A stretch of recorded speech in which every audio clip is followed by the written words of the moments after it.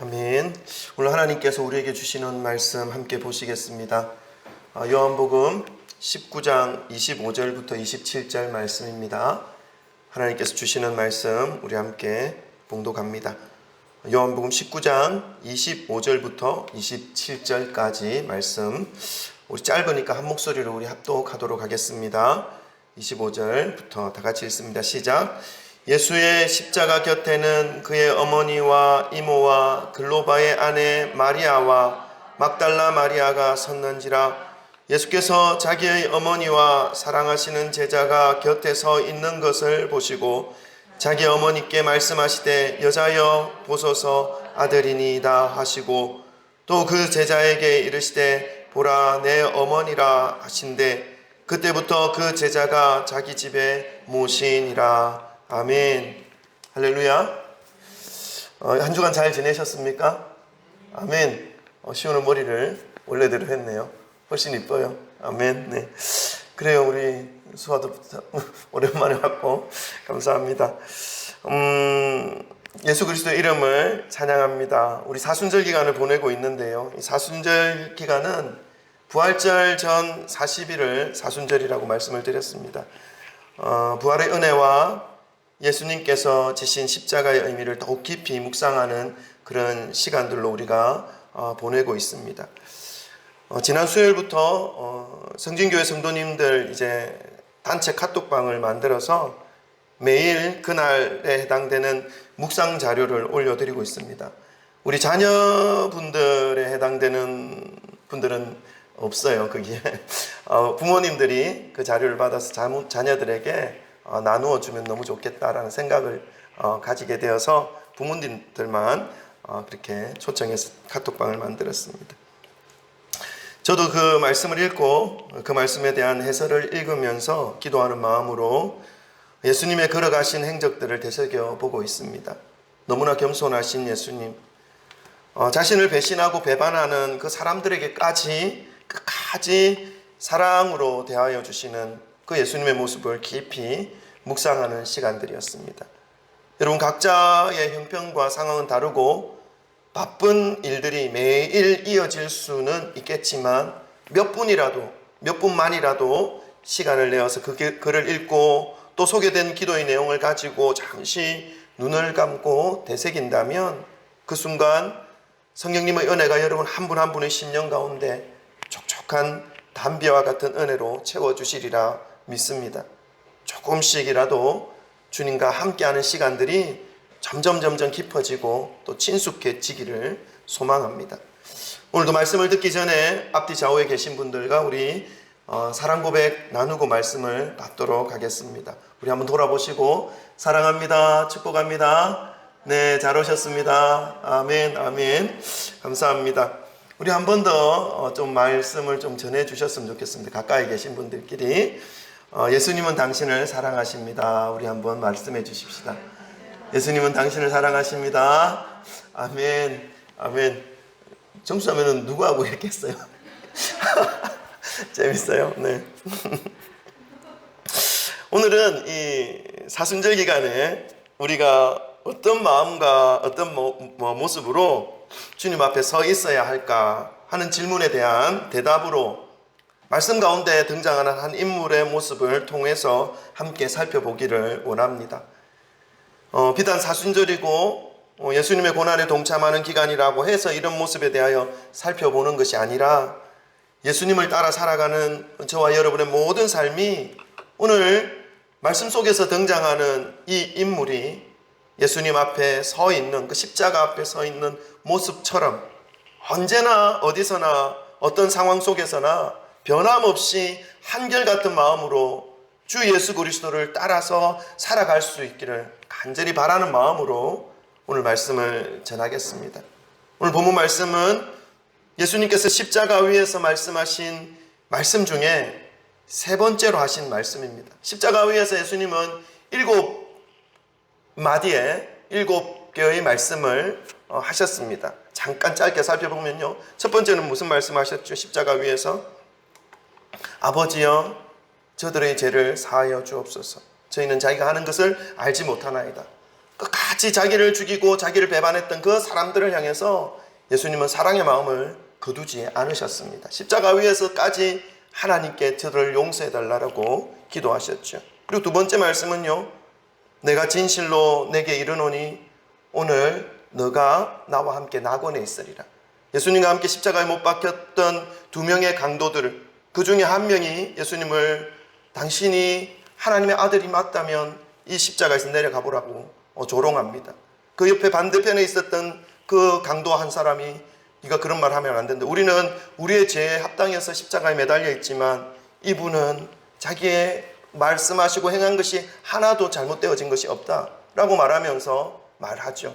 주님, 오늘 당신이 나를 인도해 줄 것을 오늘 낙원에 가시면 저도 함께 데려가려고 이렇게 요청합니다. 그때 예수님께서 이런 말씀하시죠. 내가 진실로 내게 이르노니 오늘 너가 나와 함께 낙원에 있을 것이다.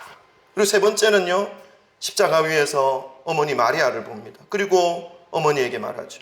여자여 보소서 아들입니다. 그리고 그 옆에 있는 사랑하는 제자에게 말합니다. 보라 너의 어머니다. 이게 세 번째 말씀이었습니다.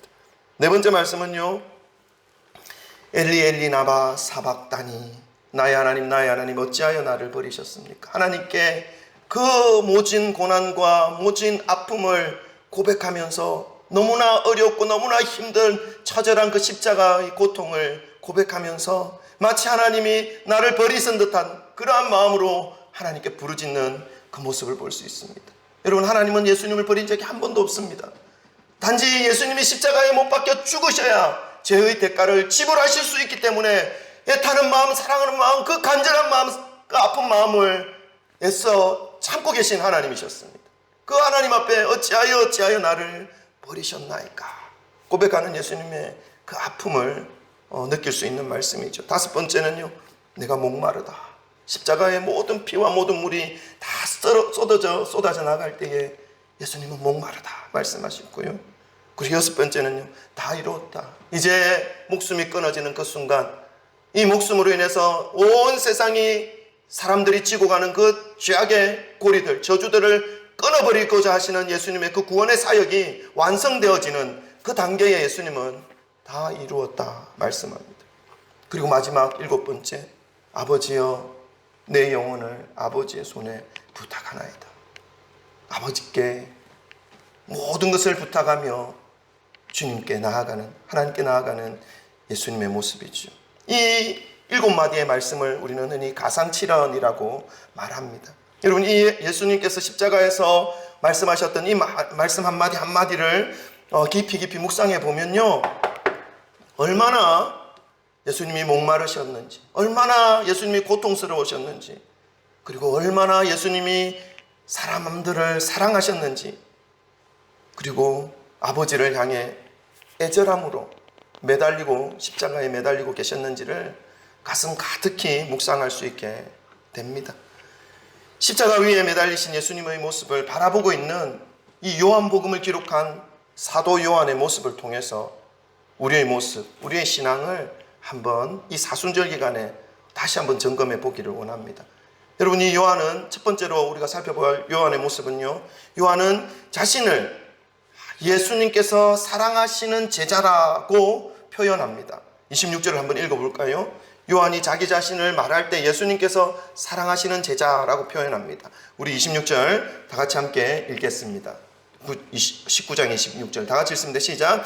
예수께서 자기의 어머니와 사랑하시는 제자가 곁에 서 있는 것을 보시고 자기 어머니께 말씀하시되 여자여 보소서 아들이니이다 하시고. 아멘. 요한복음을 기록한 이 예수님의 제자 이 요한은 요한복음에서 자신을 요한이라고 표현하기보다는 뭐라고 표현하냐 하면 예수께서 사랑하시는 제자라는 말씀으로 자기를 표현합니다. 많이 찾을 수 있습니다. 몇 가지 한번 찾아볼까요? 13장 23절 제가 읽을게요. PPT 준비되어 있습니다. 제가 읽습니다. 요한복음 예수님의 제자 요한이 기록하였습니다. 자기 자신을 요한이라고 표현하기보다는 예수님이 사랑하시는 제자라고 하는 표현을 많이 썼습니다. 23절 보니까 예수의 제자 중 하나 곧 그가 사랑하시는 자 누구죠? 요한입니다. 그 예수님이 사랑하시는 자 요한이 예수의 품에 의지하여 누웠는지라 13장 23절에 기록되어 있고요. 그리고 20장 2절에 또 표현되어 있습니다. 제가 읽을게요. 시몬 베드로와 예수께서 사랑하시던 그 다른 제자 누구죠? 요한입니다.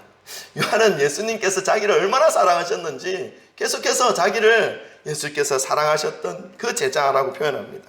그래서 달려가서 말하되 사람들이 주님을 무덤에서 가져다가 어디에 두었는지 우리가 알지 못하겠다 하니, 또 21장 7절에 예수께서 사랑하시는 그 제자가 누구죠? 요한입니다. 베드로에게 이르되 주님이시라 하니 시몬 베드로가 붙고 있다가 주님이라는 말을 듣고 그 돛을 두른 후에 바로 바다에 뛰어내리니라. 자, 그 다음에 21장 20절에도 또 있습니다. 베드로가 돌이켜 예수께서 사랑하시는 그 제자가 따르는 것을 보니 누구죠? 예수께서 사랑하시는 그 제자? 요한입니다. 그래서 이 요한복음을 기록한 요한 그 자신을 예수님께서 사랑하시는 제자, 실제로 이 사도 요한은요 정말 예수님께서 사랑하셨던 제자예요. 그리고 이 요한 자체도 사랑의 사도라고 일컬어질 만큼 사랑이 얼마나 마음속에 깊이 있었는지를 우리는 요한 1, 2, 3서 우리 신약 성경에 나와 있죠. 그 사랑의 성경이거든요. 읽어보면 사랑이 얼마나 사랑에 대해서 깊이 있게 기록하고 있는지를 알 수 있습니다.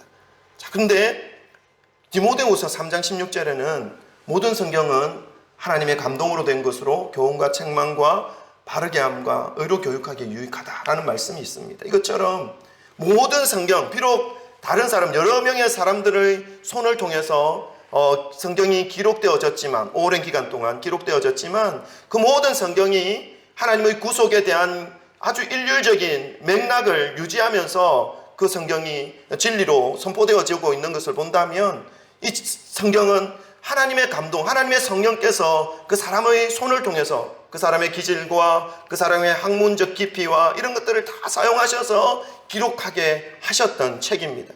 그래서 그 성경의 저자를 우리는 성령 하나님이라고 말하고 있고 또 그렇게 믿고 있습니다. 그렇게 성경에서도 모든 성경은 하나님의 감동으로 되어진 것이다 라고 분명하게 밝히고 있기 때문이지요. 그래서 사람들은 각각 다른 어떤 모양으로 필체도 다르고 느낌도 다른 내용으로 성경을 기록하였지만, 그 성경 모든 것은 성령님의 감동으로 되어진 것이기 때문에 하나님의 의도와 목적과 뜻과 계획이 정확하게 담겨져 있는 그러한 말씀들입니다. 오늘 그런 의미에서 우리가 요한복음을 본다면, 비록 요한 자신이 요한복음을 기록할 때 예수님께서 사랑하시는 제자라는 말씀으로 기록하였지만, 그렇게 기록하게 하신 분은 성령님이라는 것을 우리는 인정해야 합니다. 그리고 예수님께서 그의 제자 요한을 얼마나 실제로 사랑하셨는지를 우리는 말씀을 통해서 깨달을 수 있습니다. 또한 요한도 역시 예수님을 얼마나 사랑하면서 따랐는지를 우리는 알 수 있습니다. 여러분도 사랑을 해보신 분들이라면 느끼시겠지만, 아시겠지만, 사랑에는 본능적인 힘이 있습니다. 어떤 능력이 있다는 것입니다. 뭔가를 요구받고 요청하지 않아도 움직여지는 에너지가 있습니다. 어떤 의무감을 뛰어넘는 힘인 것이죠. 여러분 사랑을 해보셨죠? 네, 사랑을 해보신 분은 가만히 있을 수 없죠. 뭔가를 해주고 싶고, 뭔가를 그 사람에게 나 이거 필요해 말하지 않아도 먼저 생각하여서 제가 이게 필요할 것 같아 라고 하면서 챙겨주고 또 공급해주는 그런 일들, 그런 힘이 사랑 속에 포함되어져 있는 것입니다. 제가 지금 당장 기억이 안 나는데 집사람을 처음 만났을 때에 집사람이 저를 사랑했나 봐요. 저도 물론 사랑했지만 저는 별로 표현을 잘 못해요. 경상도 알죠? 경상도 사람. 근데 만난 지 100일 되었는데 노트를 하나 줘요. 노트. 그 대학 노트 있잖아요. 여러분 닭살 돋을지도 모릅니다. 노트를 줘서 제가 읽었더니 일기장 편지를 줬어요. 편지를 그 노트 다 채워가지고 제가 써달라 소리 안 했거든요. 죄송합니다. 죄송합니다. 어쨌든 그런 것처럼 사랑하면 뭔가를 해주고 싶은 마음이 그 속에 에너지가 있다는 것입니다. 제가 사역을 하면서 강아지를 12마리를 키운 적이 있었어요. 원래는 4마리였는데 8마리 새끼가 났죠. 새끼 나기 전에 이 강아지를 풍산계 암놈인데 정말 추운 기간에 배가 정말 불러가지고 이걸 어떻게 해야 될지 몰라가지고 아주 간이 샤워실 거기에다가 짚을 깔고 방열기 선풍기처럼 된 그 열풍기 있잖아요. 그걸 달아서 밤새도록 이제 따뜻하게 해줬어요. 그래서 언제 나올지 몰라가지고 매일 새벽기도 갈 때마다 한 번씩 창을 통해서 봤는데 어느 날 그 새벽기도 가기 전에 새끼가 그 안에 품고 있는 거예요. 그래서 바빠서 제가 못 보다가 새벽기도 갔다 와서 봤는데 8마리가 나온 거예요, 새끼가. 근데 이 어미 개가 어떻게 된 줄 아세요? 어미 개가 밤새도록 새끼를 품으려고 했는지 여기가 다 까졌어요. 무릎이 다 품으면서. 왜냐하면 짚은 깔았지만 그 집 밑에 있는 것은 콘크리트거든요. 시멘트. 그걸 막 하면서 새끼들 8마리 살리려고 밤새도록 한 거예요. 피가 나는 거예요, 피가. 제가 그런 것을 보면서 이 정말 한낱 강아지지만 강아지 속에 얼마나 그 아이들을 향한, 자식을 향한 사랑이 그 속에 포함되어 있는지 누가 시키지 않았거든요. 누가 가르치지 않았어요. 근데 강아지의 어미 속에 사랑이 있으니까 어떻게 해요? 그 새끼들을 살리기 위해서 자기의 몸이 망가지는지도 모르고 그렇게 품고 있는 모습들을 봤어요. 그러니까 사랑에는 여러분 힘이 있어요. 에너지가 있어요. 그래서 사랑을 하게 되면 누가 시키지 않아도 그 일을 감당할 수 있게 되는 것입니다. 오늘 예수님의 모습을 여러분 보시기를 바랍니다. 예수님께서 이 땅에 저와 여러분과 같은 죄인을 구원하시기 위해서 이 땅에 오셨습니다. 십자가를 지셨습니다. 여러분, 이 십자가 지신 예수님의 모습을 여러분 어떻게 생각하십니까? 예수님이 이 땅에 십자가 지시기 위한 목적을 가지고 이 땅에 오셨으니까 그 고통의 길, 그 고난의 길을 당연히 의무감으로 이 일을 하셨을 거야. 책임감을 가지고 이 일을 하셨을 거야. 이렇게 생각하십니까? 사랑하지도 않는데 말입니다. 여러분, 그렇지 않습니다. 예수님은 사랑이 많으신 분입니다. 사랑 그 자체이신 분이시죠. 그래서 요한복음 11장 33절부터 35절 말씀에 우리 한번 읽어볼까요? 예수님의 사랑이 어떻게 표현되어져 있는지 요한복음 11장 33절부터 35절을 다 같이 함께 읽겠습니다. 준비되셨죠? 읽습니다. 시작. 예수께서 그가 우는 것과 또 함께 온 유대인들이 우는 것을 보시고 심령에 비통히 여기시고 불쌍히 여기사 이르시되 그를 어디에 두었느냐? 이르되 주여 와서 보옵소서 하니 예수께서 눈물을 흘리시더라. 아멘. 이 말씀이 어떤 내용이냐면 사랑하는 친구 나사로의 죽음 앞에서 예수님은 눈물을 흘리십니다. 왜 눈물을 흘리시는 것입니까? 그 친구, 사랑하는 친구 나사로가 이제 이미 죽은 지 3일이 되어서 무덤 속에 장사되어진 그 모습을 바라보면서 그 사랑하는 마음으로 나사로를 바라보는 것입니다. 그리고 눈물을 흘리시면서 나사로를 살리시는 이 사랑에 충만한 예수님의 모습을 볼 수 있죠. 그리고 한 군데만 더 보겠습니다. 누가복음 19장 37절부터 42절까지, 이거 좀 긴데 우리 한번 다 같이 한번 읽어보십시다. 예수님의 사랑의 모습이 어떻게 표현되어져 있는지 우리 한번 봅니다. 19장 37절부터 42절 다 같이 읽습니다. 시작. 이미 감람산 내리막길에 가까이 오심에 제자의 온 무리가 자기들이 본 바 모든 능한 일로 인하여 기뻐하며 큰 소리로 하나님을 찬양하여 이르되 찬송하리로다. 주의 이름으로 오시는 왕이여 하늘에는 평하여 가장 높은 곳에는 영광이로다 하니 무리 중 어떤 바리새인들이 말하되 선생이여 당신들의 제자들을 책망하소서 하거늘 대답하여 이르시되 내가 너희에게 말하노니 만일 이 사람들이 침묵하면 돌들이 소리를 지르리라 하시니라. 가까이 오사 성을 보시고 우시며 이르시되 너도 오늘 평화에 관한 일을 알았더라면 좋을 뻔하였거니와 지금 내 눈에 숨겨졌도다. 아멘. 이 말씀은 예수님께서 이제 평화의 성 예루살렘 그 성 안으로 자그마한 나귀를 타고 입성하실 때에 모든 사람들이 예수님을 찬양하는 그 모습들을 속에서 예수님의 모습을 표현하고 있습니다. 41절에 보니까 가까이 오사 성을 보시고 우시며 예루살렘의 성을 보시며 눈물을 흘리시는 예수님의 모습이 표현되어져 있습니다. 이것은 예수님의 사랑의 마음에서 흘러나오는 눈물이지요. 그대로 두면 영원한 형벌 지옥으로 갈 수밖에 없는 사람들을 향한 애통의 마음. 예수님은 그 사랑으로 그 모든 순환과 고난과 죽음의 길을 걸어가셨습니다.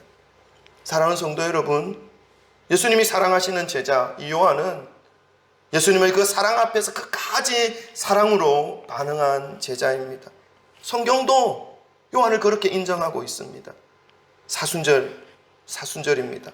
이제 예수님의 순환과 십자가, 이 부활을 맞이하여야 하는 이때를 준비하고 있는 기간이죠. 이 기간 동안 저와 여러분에게 있어야 할 모습이 바로 이 요한과 같은 모습, 예수님의 사랑을 닮아가는 그러한 모습이 되어야 할 줄 믿습니다. 예수님이 보여주셨던 그 사랑의 모습을 닮아서 주님을 섬기며 교회를 섬기며 성도들을 섬기며 이 믿음의 길을 그리스도의 사랑으로 걸어가시는 그러한 저와 여러분 되시기를 주님의 이름으로 축원합니다. 아멘. 예수님의 십자가 앞에 서 있는 이 사도 요한의 모습을 통해서 우리가 점검해 보아야 할 두 번째 모습입니다. 그것은요, 이 사도 요한은 끝까지 십자가 곁에 있었습니다. 본문 말씀 25절과 26절 우리 한번 읽겠습니다. 한 번 더 읽습니다. 25절, 26절 다 같이 읽습니다. 시작. 예수의 십자가 곁에는 그 어머니와 이모와 글로바의 아내 마리아와 막달라 마리아가 섰는지라. 예수께서 자기의 어머니와 사랑하시는 제자가 곁에 서 있는 것을 보시고 자기 어머니께 말씀하시되 여자여 보소서 아들이니이다 하시고. 아멘. 예수님을 따르던 사람들과 제자들은 많이 있었습니다. 그러나 마지막 순간 십자가에서 달리시던 그 순간 예수님 곁에 끝까지 함께 해주었던 사람은 몇 명 되지 않았습니다. 대부분이 예수님을 사랑한 여인들이었죠. 25절에 보니까 그의 어머니 마리아와 이모, 글로바의 아내 마리아, 막달라 마리아. 그런데 그 텀바구니 속에 한 명의 제자가 있었다는 것을 알 수 있습니다. 사랑하시는 제자라고 표현되어 있습니다. 누구죠? 아까 말씀을 드렸잖아요. 네. 요한복음에 사랑하는 제자라고 표현되어 있는 부분이 많이 나오는데 그 사람 누구냐면 요한입니다. 모든 제자들은 두려움과 슬픔과 낙심 속에서 도망치듯이 사라졌습니다. 베드로 역시 두려움으로 인해서 멀찍이서 십자가를 바라보고 있는 그런 상황이었습니다. 그런데 그때에 육신을 입고 오신 예수님의 그 육신적 죽음, 그 마지막 순간까지 끝까지 함께한 이 제자는 오직 요한밖에 없었다는 것입니다. 그것은 이 사도 요한이 얼마나 예수님을 사랑하였던 제자였는지 한 번 더 보여주고 있는 것이지요. 여러분, 우리는 지금 이 믿음의 길을 가고 있습니다. 우리나라에 전달되어진 이 복음은요, 순교의 복음입니다. 십자가의 복음입니다. 오늘 요한이 보여준 이 사랑의 복음입니다. 십자가의 자리를 끝까지 함께했던 그러한 복음이었다는 것이죠. 1800년대 후반에 전도 유망한 젊은 선교사들이 하나같이 세상의 부와 명예를 다 버리고 이 땅에, 이름도 알려지지 않은 이 조선이라는 땅에 하나님의 말씀을 들고 주님이 흘려보내어 주신 사랑을 품고 주님의 명령을 기억하여서 고난 속에서, 고통 속에서, 죽음 속에서 하나밖에 없는 가장 소중한 목숨과 맞바꾸어서 전달되어진 그러한 복음이 우리나라에 전달된 복음입니다. 여러분, 오늘날 우리 성도들이, 저와 여러분들이, 그리고 교회들이 가고 있는 이 믿음의 길, 과연 지금 1800년 후반때 목숨과 맞바꾸어서 전달되어진 그러한 복음으로 지금 간직하며 그 복음을 지켜가고 있는 것인지 우리가 한번 생각해 보아야 하는 것입니다. 보이고 들리는 그러한 이 모양과 신앙의 모습은 그런 것 같지만은 않습니다. 우리가 믿음의 길을 가면서 고행을 찾아서 고행을 행하자 하는 이런 말씀이 아닙니다. 십자가의 길을 바르게 깨달아서 믿음의 길을 가자 하는 것이죠. 그럼 믿음의 길에 고난이 있을 때에, 위험이 있을 때에, 복음 때문에, 십자가 때문에 겪게 되는 그러한 불이익이 있을 때 너무 쉽게 그 불이익, 그 위험, 그 고난에 대하여 견디지 못해 하는 그런 모습은 없는가 하는 것입니다. 조금이라도 불이익이나 손해나 못마땅한 것이 나타나면 여지없이 대항하고 싸워 이기려고 하는 그러한 모습. 그래서 오히려 십자가의 의미가 죽음이 아니라, 희생이 아니라 십자가가 번영이 되고 영광이 되고, 십자가가 쟁취의 도구가 되어서 십자가로 인해 더 깊은 상처를 주는 공격의 무기가 되는 그런 모양의 길을 믿음의 길이라고 생각하고 가고 있지는 않는지 우리가 살펴보아야 할 것입니다. 여러분, 이 사순절 기간 동안 요한이 보여준 이 진정한 복음의 의미를 회복하시기를 주님의 이름으로 축원합니다. 이 믿음의 길, 어떤 고난, 어떤 고통, 어떤 손해, 피해가 앞에 놓여져 있다 하더라도 믿음을 변질시키지 마시고 예수 그리스도를 사랑하는 그 마음으로 끝까지 믿음의 길을 걸어가시기를 주님의 이름으로 축원합니다. 다시 한번 십자가의 의미를 되새기시기를 소망합니다. 예수님의 십자가 앞에 서 있는 이 사도 요한의 모습을 통해 우리가 점검해 보아야 할 믿음의 모습 세 번째입니다.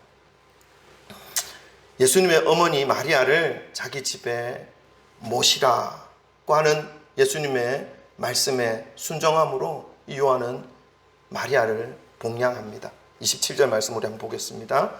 27절 다 같이 함께 읽겠습니다. 시작. 또 그 제자에게 이르시되 보라 내 어머니라 하신대 그때부터 그 제자가 자기 집에 모시니라. 아멘. 요한은 사랑의 제자였습니다.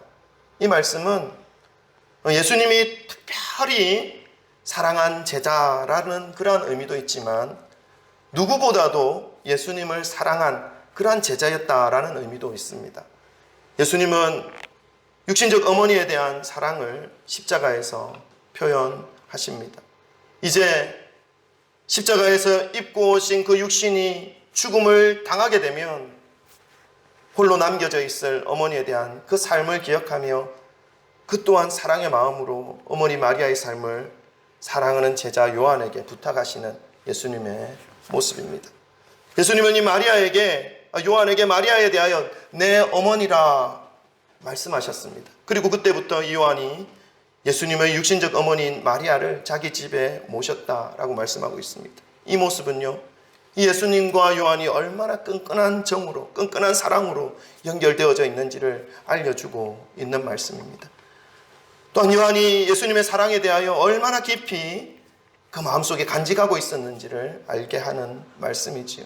과히 사랑의 사도다라고 일컬음을 받을 수 있는 그러한 모습을 보여주고 있습니다. 예수님의 사랑에 대하여 보답하는 요한의 모습입니다. 요한은 예수님의 부탁에 이 마리아의 노후를 책임지며 봉양하는 일을 받아들입니다. 예수님의 말씀에 그대로 순종하는 이 요한의 모습이지요. 이러한 모습으로 요한은 예수님에 대한 사랑을 보답합니다. 여러분, 저와 여러분 삶 속에 이러한 모습이 있기를 소망합니다. 사순절 예수님의 십자가가 더 깊이 더 많이 생각나는 기간입니다. 그리고 그 십자가 속에 섬겨져 있는 그 십자가 속에 꽁꽁 가득 꾹꾹 눌러서 담아 놓으신 예수님의 그 사랑이 더 깊게 다가오는 기간입니다. 그 십자가가 저를 살렸습니다. 그 십자가가 여러분을 살리셨습니다. 한없이 이기적이기만 하였던 죄인을 자신에게 피해가 오면 견딜 수 없을 만큼 괴로워하며 그 피해에 대하여 대갚아 주어야만 직성이 풀리는 그런 죄인을 그 죄인의 자리에서 건져주시어서 더욱 소중하고 더욱더 가치 있는 사랑을 보여주셨고 그 사랑으로 새로운 생명, 새로운 삶을 살아가게 하셨을 뿐만 아니라 이제는 영원한 생명으로 이끌어가고 계신 예수님의 그 은혜와 사랑 앞에 오늘 사도 요한이 예수님의 말씀에 순종함으로 그 사랑에 보답하였던 것처럼 저희도 이 사순절 기간, 부활절이 다가오는 이 기간에 예수님의 말씀을 더욱 기억하면서 말씀 앞에서 순종함으로 그 사랑에 조금이라도 보답해 드릴 수 있는 그러한 신앙이 되기를 간절히 축원드립니다. 아멘. 기도하십시다.